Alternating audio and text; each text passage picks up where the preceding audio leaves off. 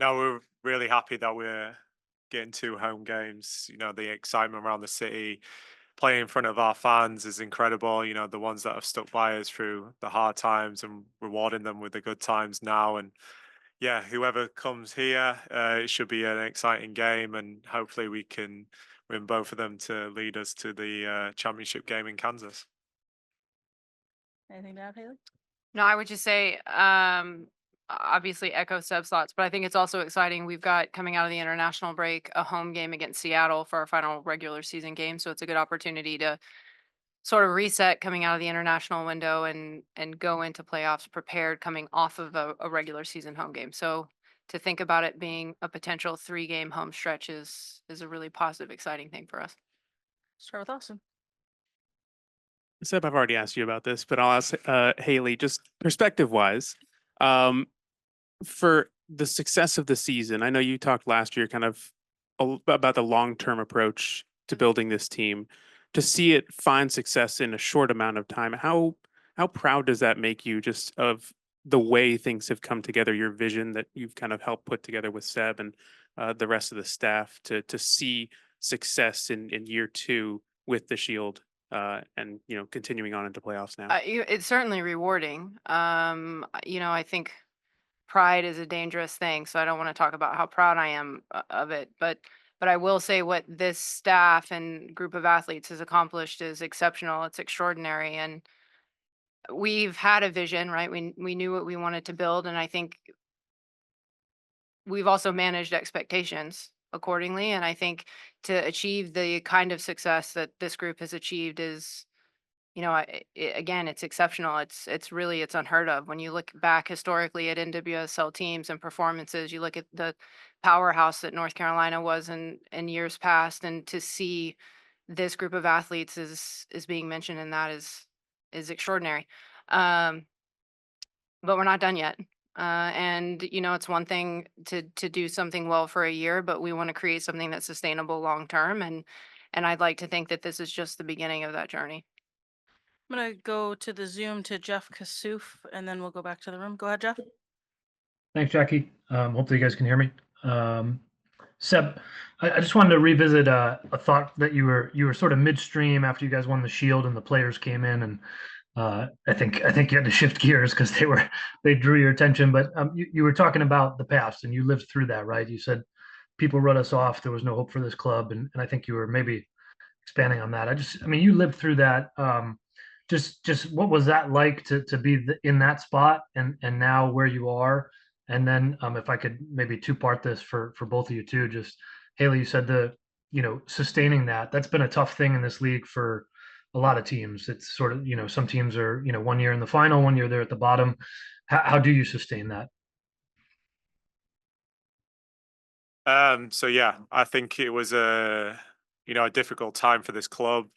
Anyone who was associated with the club 3, 4 years ago, there wasn't much hope. We lost all our big players.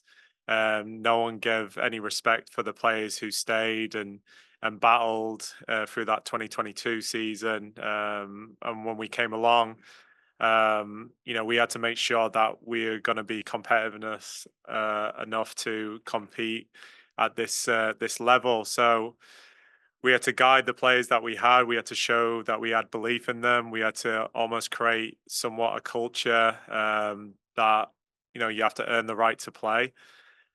And even when we did that and we went 7 games unbeaten in 2022, people still wrote us off and said, the players that we had at our disposal weren't good enough. And you fast forward to 2023.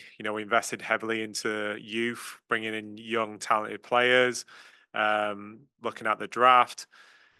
And again, the start of the season wasn't great, but we were on the right trajectory to make sure that we are moving forward. And you could see that we had more stability within the club, bringing Haley in, bringing a full-time coaching staff in, equipment staff, because those are the things we didn't have in 2022. We didn't really have that stability. And the players could see that and they could feel that. And so somewhat that was shown in our performances, but you know, when you have a good structure and you have people around you that believe in you, you have good ownership as well that have the same values as we do. You know, everyone's bought into it, and so as much as the disappointment of how it finished in 2023, you know, we should be very proud of what we did. Going into this year, we used that as fuel. You know, I think it was a blessing that we didn't make playoffs because we used that fuel going into this year, and we continued that momentum all the way until winning the Shield. So you look at it, you think it's a quick fix, but it certainly hasn't been. We've gone through dark times, and to come off the back of winning a Shield, which probably doesn't get enough credibility because it's one of the most difficult things to do in today's game, is winning a league and also being unbeaten whilst doing it.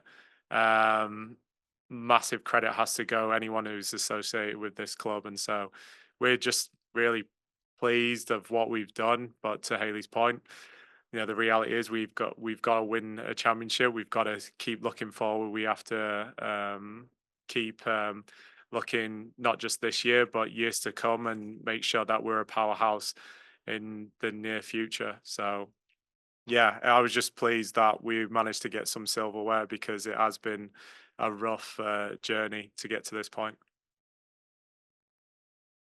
Hi, Jeff. From my side, I would just say to Seb's point, you know, he talks about having a foundation and building that out. And when we look at long-term sustainability, obviously we care about winning. That's what we're paid to do. But it's so much more than just roster construction and athletes. You talk about having a support staff that you know, everyone is dedicated to the club and to the vision and what we're trying to do. And we talk about no one here is bigger than the club, and that applies to athletes, it applies to staff. And so for me, creating that long-term sustainability is, we talk about culture, and I know it's this buzzword and a lot of people throw it around. You're not really sure what it means, but if you talk to our athletes and you ask our athletes, what is our culture? And you talk to the staff, you ask them, what is our culture? It's clear when you're in it what it is. And it is very much about putting the club first. You play for the badge. You're proud to play for the badge. I think in the past in Orlando, the thought of playing for the badge was kind of the second priority, and right now that is the top priority, is playing for this club and playing for each other and having the ownership to support the decisions that Seb and I and our staff make. And you know, the athletes are behind it. Building something great takes time. So to Austin's earlier question, like, yeah, it's exceptional to see the kind of success that we're seeing in the timeline that we're seeing it in. But keeping that moving forward, the focus is not on wins and losses. And it's never been on wins and losses. It's been on doing things the right way and making sure we have the right people in place that are going to support the vision. We're getting the right investment from our ownership group, which has been incredible. It's focusing on all of those sort of intangible things, and making sure that people are being treated well and that they're having fun and they're enjoying it. You know, it does suck when you're losing, and it's not fun when you're losing, but this group of athletes, regardless of win loss, comes together. They show up every day. The staff shows up every day. Everybody has a good time. Everybody supports everyone else. And I think that when we continue to focus on those things, results will come. I have to believe that. I've said that all along, and I think now that you see that come to fruition a bit, and that's going to continue to be our focus moving forward. Go back to the room. We'll go Alonzo, Shane, then Mike. Thank you, Aki. How are you, Coach? Hi, Haley. Coach, I want to ask you, I mean, 2 losses, but I mean, it happens right before the playoff. What do you learn to adjust so you can fix those little mistakes for the next home game and then go into the playoff? No, it's good because we've just spoke about this. I think as an athlete, it's incredibly difficult to motivate yourself having had so much success, and I don't think they had that period where they could, you know, enjoy that moment. You know, last time we were here, we won the Shield. Next minute, you know, we're having to go to Portland, and then we get back, and then we have to go to Gotham. And I'm not making excuses up, but what this group of athletes have done in such a short period of time, and win the Shield whilst being unbeaten, to then go on 2 difficult road games. We just lack that little bit of maybe motivation. And so it comes at a good time. This international break has allowed us to reset, regroup, and really solely focus on going into this playoff football because it's tournament football. I still think we've played some good football. I still think we've, played from back to front really well. I think elements of our game that we have to rectify is probably what we do in both boxes, how we defend our box and how we attack in the opponent's box, and those are the talking points that we've had leading into training this week. Shane, then Mike. Seb, with the dominance this year, how do you think this group will handle this playoff run? It's been several years in the making. There's two hard parts to this. You've completed one of them, and that's winning the Shield. Now, as competitors, they're going to put their own weight and their own pressure on their shoulders to finish this off. How do you control all that, and how do you think they'll handle all this? I think everyone has to give them grace. Do you know what I mean? Because for Orlando Pride, this is only their second time been in playoffs. Like you said, we've achieved so much. Like we've won the Shield, which is incredible. But the reality is, this is new territory for all of us. There's not many players who have been put in this position, so we'll have to figure out. But we'll do it our way. We'll do it how we think is best, and we'll approach games with the mindset to go out there and win them. Because if you don't win, like, you go home. The best thing for us is that we're at home. We're in our environment. Teams have to travel. They have to come here, which we've shown all season long that this is a difficult, challenging place to come play. And that won't change. Like, we'll make it as hard as possible for any team, whether it's in the quarterfinals or semifinals. We'll stay true to ourselves. And, there's going to be highs and there's going to be lows in the game. But our motive is to go out there and give everything. And like I said, the players have done that all season long, so that won't change. Mike. For Haley and Seb, I know you guys don't train with City but the first time in the franchise's history that both teams have made the playoffs together, is there any such thing as organizational synergy? Can you feed off of each other, feed off success, motivate each other just by both having success at the same time? I mean, we have a WhatsApp group where we like to chat with each other. Not things that I could necessarily share with the media. Yeah, absolutely. I mean, from my standpoint, like, sharing success with Luis and Ricardo, and we do have a WhatsApp group that's ongoing, where we share things and congratulate each other, and we talk about it being one club and enjoying success with each other. It is exciting to see both sides, but not just City, OCB as well. Like, to have Pride, City, and OCB all in the playoffs, I think for me, it's a testament to where the club is going as a whole, and it's also a testament to our ownership group more than anything else. I think that sends a pretty clear message to the city and to fans and supporters and to members of the club of the direction that we want to go in. Go, Nathaniel. No, I would just say it's exciting for the city, right? To have multiple teams in playoff football. It just shows the growth of this organization and the club, and the fans and supporters should be excited for this moment. Back here, Seb, question for you. Is there something that you can really pinpoint that contributed to the Pride success throughout the entire season? And what will it take for y'all to get back to that point and exceed that going into this playoff run? I think there's so many moments this season that have shown what this team's about. I think, from the start of the year, pre-season, and getting the group together, getting the group to go away and get to know each other. And they responded so well to that, where they're at points in the game where they can hold each other accountable because they build those relationships. That's really important to both of us. And then obviously in games, there's moments where, our second game of the season, we play at Angel City, and we don't have an out-and-out centre-back, and players had to fill in and do a job. And that just shows the character of the players, that regardless of their position, they're willing to do a job and what's best for the team. And then, mid-season, we go on that winning streak, 8 games where we feel unplayable at times, which again is another record that we've broke all season long. We go away to Kansas, we're down to 10 players, and end up winning that game, when both teams are unbeaten. And then obviously the last home game here where you ultimately win the shield and you lift the shield in front of all your fans. I think that's such a special moment for everyone. But yeah, that's all in the past now, and we have to look forward and we have to make sure that we're in the best possible position to go out there and represent each other and the city to bring a championship home. Back to Austin.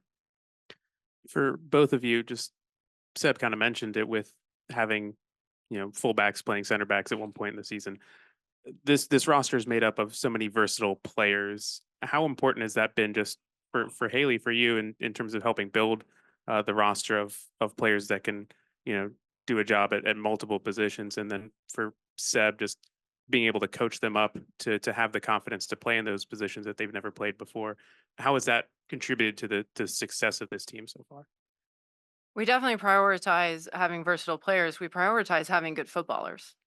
When you talk about the length of the season for us, the season is actually 10 months long. So we're reporting in at the end of January and the finals goes through, right? We're talking November 23rd. You've got an active roster of 26 players. Trying to get through that amount of time with only 26 players is very difficult. So, you start adding in things like CONCACAF Champions Cup next year and additional, the Summer Cup that we navigated through this year. The importance of national team replacement players, injury replacement players. eh, you have to have versatile athletes. You cannot, that is the way of the future. You cannot get through a 10-month season without having players who have the ability to play in multiple positions. But I would also say it's a mindset for us, a growth mindset, a willingness to put yourself in a position where you're going to be uncomfortable. You're going to be pushed to learn new things, and you're going to have to trust the coaching staff knows what's best for the team and has the confidence in you to play you in a position where they think that you're going to succeed, and they're going to give you the resources and the tools to succeed. So, um, from our standpoint, I don't think you can get through a season without having a vast quantity of players that can play in multiple positions and can do so seamlessly. Go back to Mike for a final one. Yeah, I would have you guys ever thought about like Barbara, like being a former boxer? Has that helped her soccer career at all? I don't think Barbara being a former boxer has helped her soccer career. I think Barbara is just an unbelievable athlete with a mentality and physicality that is just unmatched. Um, I think obviously she's a force to be reckoned with on a field running at players. But I don't necessarily think it's comes from a boxing background. I think that's just who she is. Um, yeah, that's just who she is. Yeah, we don't want to punch in anyone. I don't. Yeah, no, I would prefer that she not. I want to, before we close, if you don't mind, Jackie, I just want to add one thing, and I think it's important because I think Seb is gracious and incredibly humble. But there's a couple things, and this has come up a couple questions here, and things that I've been asked by other members of the media around. We win the Shield 23 games in, and we lose the next two games. I want to make it abundantly clear as the leader of this organization that our athletes are human beings and our staff are human beings. And it is a natural reaction when you have worked as hard and as tirelessly as our athletes and staff did to win the Shield in 23 games. And that achievement is unheard of. It is exceptional. That is an NWSL record for undefeated games. And so, of course, we come out of the game winning the Shield. If you guys didn't know, we left the very next day on a plane to head to Portland. And to Seb's point, that we're not making excuses, but I don't think there's anybody in this room who's ever achieved a goal that they have worked incredibly hard for and not immediately gone, I did it. So, I think everybody in our environment deserves a little bit of grace. I think the staff deserves a little bit of grace. I think the athletes deserve a little bit of grace. And that's not to say that we won't be prepared. And that's not to say that momentum doesn't matter going into the playoffs. But I just want to remind everyone of just how extraordinary the achievements of this team and this season have been, regardless of what the last two results have been. I just want to remind everybody of that. Um, as we move forward, we're going to reset. For me personally, I think the international window comes at a really good time. It gives us the opportunity to take that moment, enjoy the fact that we won the Shield. I haven't even thought about the fact, I've been asked about it. I haven't even thought about the fact that we won the Shield. I think I've seen it for a total of maybe like 25 seconds. Yeah, sorry. I held it once. But I haven't even had the opportunity to sit and reflect on the things that have happened. So I would just ask everyone for a little bit of grace and understanding, and a reminder that we're talking about athletes who have dedicated themselves tremendously to achieve the things that they have achieved. And regardless, you know, it's 2 matches, and no one goes into a match hoping or thinking that it's okay not to come out of that match with 3 points, and certainly not in this environment. But we also have to understand that we're talking about humans. We're in the business of leading and managing humans. And so if we're not understanding of that, and we're not understanding of each other in that situation, then we're doing it wrong.